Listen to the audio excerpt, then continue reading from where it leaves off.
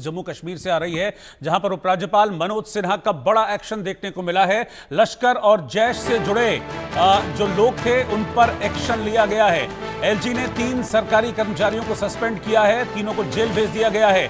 आरोप है कि ये तीनों आतंकियों के मददगार थे।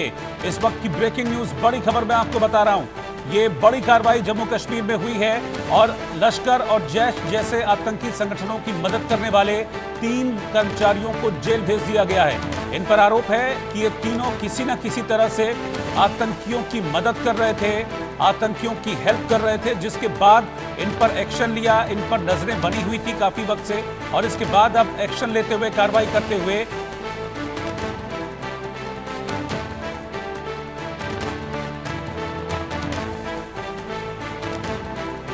अजय ढांडियाल इस वक्त साथ में जुड़ रहे हैं। अजय, पहलगाम हमले के बाद भी ये बात सामने आई थी कि ओवरग्राउंड वर्कर्स और जो इनके कहते हैं ना कि शेर की खाल में छुपे हुए जो भेड़िए हैं, उनकी मदद से ये ऑपरेशन इस तरह के करते हैं आतंकी।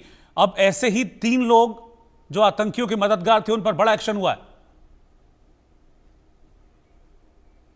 देखिए, बिल्कुल सही कह रहे हैं रोहित आपने कि लगातार यहाँ की सैलरी लेना, यहाँ का खाना और फिर गुणगान किसी और का करना और किसी और के लिए काम करना, ये सबसे ज्यादा खतरनाक हो जाता है, खासतौर पे सुरक्षा बलों के लिए। आपको बता दूं कि जो जानकारी है इसमें मलिक इशफाक नसीर जो कि एक पुलिस कांस्टेबल था, एजाज अहमद जो टीचर था और वसीम अहमद खान जो कि जूनियर असिस्टेंट के तौर पर एक मेडिकल कॉलेज में लगा हुआ था, ये तीनों जो है इनको सर्विसेज से जो है टर्मिनेट कर दिया गया है। दरअसल इन तीनों की जांच चल रही थी और इसमें पाया गया कि ये इनका टेरर लिंक है और कहीं ना कहीं टेररिस्ट के मददगार जो है वो ये पाए गए, जिसके बाद सुरक्षा बलों ने इस चीज़ को सुनिश्चित किया कि अब इन पर जो है वो कार्रवाई होनी चाहिए। और उसी का असर है कि एलजी मनोज सिन्हा की क़यादत में जो यहाँ पर सिस्टम चल रहा था, कार्रवाइयाँ चल रही थी, उसमें एक और कड़ी में 3 लोगों को बर्खास्त कर दिया गया है और इनके खिलाफ अब जो जांच होगी, इनके और कौन कौन लिंक हैं उनको खंगाला जाएगा। और ये पहला मौका नहीं है, इससे पहले भी आपको बता दूं कि कई बार